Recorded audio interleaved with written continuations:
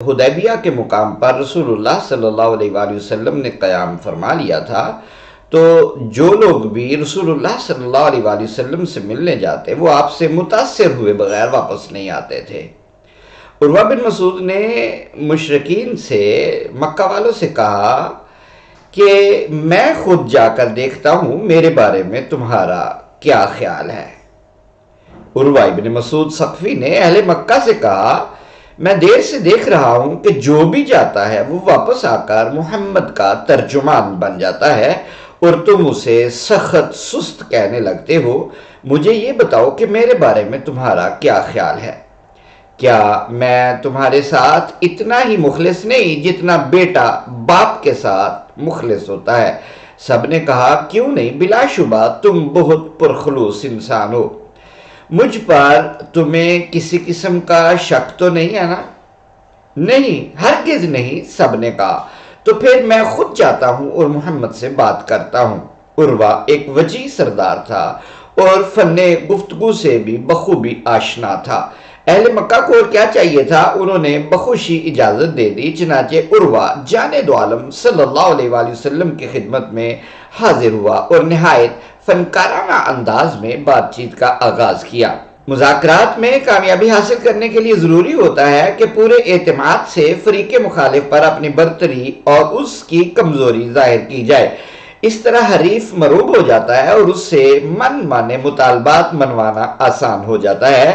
اسی اصول کے پیش نظر عروہ نے کہا، محمد، تم نے مختلف قبائل اور نسلوں کے آدمی اپنے ارد گرد اکٹھے کر لیے ہیں اور ان کو ساتھ لے کر اس شہر پر چڑھائی کر دی ہے جو تمہاری آبائی جگہ ہے اور اس میں تمہارا پورا خاندان آباد ہے۔ تم اپنے مختلف نوع ہمراہیوں کے بل بوتے پر اپنے ہی شہر اور اپنے ہی خاندان کو تباہ و برباد کرنا چاہتے ہو۔ کیا ایسا کام پہلے بھی کسی نے کیا ہے؟ کیا تم نہیں جانتے کہ یہاں قریش رہتے ہیں جو اپنی آن پر کٹنا اور مرنا جانتے ہیں؟ قریش کے علاوہ ارد گرد کے قبائل بھی اہل مکہ کی حمایت کے لیے اکٹھے ہو چکے ہیں اور ان سب نے عہد کر رکھا ہے کہ ہم محمد کو کسی صورت بھی مکہ میں داخل ہونے کی اجازت نہیں دیں گے۔ ان کی قوت و جمعیت اتنی زیادہ ہے کہ تمہارے ساتھ آئے ہوئے یہ لوگ ان کے سامنے چند لمحے بھی نہیں ٹھہر سکتے۔ یقین کرو، اگر اہل مکہ نے حملہ کر دیا تو تمہارے ساتھی پہلے ہی حملے میں بھاگ اٹھیں گے اور تمہیں تنہا چھوڑ دیں گے۔ چونکہ اس لمبی چوڑی تقریر کا مقصد جانے دو عالم صلی اللہ علیہ وآلہ وسلم اور اہل اسلام کو مرعوب کرنا تھا، اس لیے ضروری ہو گیا تھا کہ عروہ کو اسی زبان میں جواب دیا جائے جسے وہ بخوبی سمجھتا ہو، تاکہ اس کے ہوش ٹھکانے آ جائیں۔ چنانچہ صدیق اکبر نے گرج کر کہا، بند کر یہ بکواس اور جا کر اپنی دیوی لات کا قابل 70 حصہ چوس۔ کیا تو سمجھتا ہے کہ ہم مشکل میں رسول اللہ کا ساتھ چھوڑ دیں گے؟ نہیں، ایسا کبھی نہیں ہوگا۔ عروہ کو توقع نہیں تھی کہ اس کی بات کا اتنا سخت رد عمل ہوگا، اس لیے حیران رہ گیا اور جانے دو عالم سے پوچھنے لگا کہ یہ شخص کون ہے؟ جانے دو عالم نے فرمایا، ابو قحافہ کا بیٹا ہے۔ ابو قحافہ صدیق اکبر کے والد ماجد کا نام ہے۔ اگر اس کا مجھ پر ایک بڑا احسان نہ ہوتا، عروہ نے کہا، تو میں اس کو ایسا ہی تلخ جواب دے دیتا۔ وہ احسان کیا تھا؟ کافی عرصہ پہلے ایک دفعہ عروہ کو دیت دینی پڑ گئی تھی، مگر اس کے پاس اتنے اونٹ نہیں تھے کہ وہ دیت ادا کر سکتا۔ مجبوراً اس نے اپنے واقف کاروں سے امداد طلب کی۔ کسی نے 1 اونٹ دیا، کسی نے 2، مگر صدیق اکبر نے 10 توانا اونٹ عطا کر کے اس کی ضرورت پوری کر دی تھی۔ عروہ کا اشارہ اسی احسان کی طرف تھا۔ صدیق اکبر رضی اللہ تعالی عنہ کی طرف سے غیر معمولی تلخی کا اظہار اتنا فی البدی اور برموقع تھا کہ عروہ کی ساری اکڑ فوراً ختم ہو گئی اور وہ مرعوب کرنے اور دھونس جمانے کی بجائے نرمی اور ملاطفت پر اتر آیا اور بے تکلفی کے انداز میں باتیں کرنے لگا۔ عربوں کا رواج تھا کہ آپس میں بے تکلفانہ گفتگو کے دوران وقفے سے ایک دوسرے کی داڑھی پر ہاتھ پھیرتے رہتے تھے۔ اسی عادت کے مطابق عروہ نے بھی جانے دو عالم صلی اللہ علیہ وسلم کی ریش مبارک کی طرف ہاتھ بڑھایا تو حضرت مغیرہ ابن شعبہ نے جو ہتھیار لگائے جانے دو عالم کی پشت پر کھڑے تھے تلوار کے دستے سے عروہ کے ہاتھ پر ضرب لگائی اور کہا پیچھے ہٹا اپنا ہاتھ ورنہ میں اسے قلم کر دوں گا۔ ہم یہ نہیں برداشت کر سکتے کہ کوئی مشرک رسول اللہ صلی اللہ علیہ وسلم کی پاکیزہ داڑھی پر اپنا نجس ہاتھ پھیرے۔ کتنا سخت اور درشت لہجہ ہے تیرا، عروہ نے کہا۔ پھر جانے دو عالم سے پوچھا کہ یہ کون ہے؟ جانے دو عالم نے فرمایا تیرا بھتیجا ہے مغیرہ۔ حیرت ہوتی ہے کہ صدیق اکبر عروہ کے پرانے واقف کاروں میں سے تھے اور حضرت مغیرہ اس کے بھتیجے تھے، مگر عروہ دونوں کو پہچان نہ سکا اور جانے دو عالم سے پوچھتا رہا کہ یہ کون ہے۔ شاید اس کی وجہ یہ ہو کہ احرام کی حالت میں طویل سفر کرنے سے ان کے کپڑے میلے کچیلے اور بال پراگندہ ہو چکے تھے، اس لیے ان کو فوراً نہ پہچان سکا۔ یہ بھی ہو سکتا ہے کہ عروہ کی نظر کچھ کمزور ہو۔ اس بات کا بھی امکان ہے کہ اس نے جان بوجھ کر، جیسے بات کرتے کرتے درمیان میں کوئی بات کرتے تو بندہ کہہ دیتا ہے یہ کون ہے بات کرنے والا، اس نے ہو سکتا ہے تجاہل عارفانہ سے کام لیا ہو۔ صحیح وجہ اللہ ہی کو معلوم ہے۔ جانے دو عالم نے فرمایا تیرا بھتیجا ہے مغیرہ۔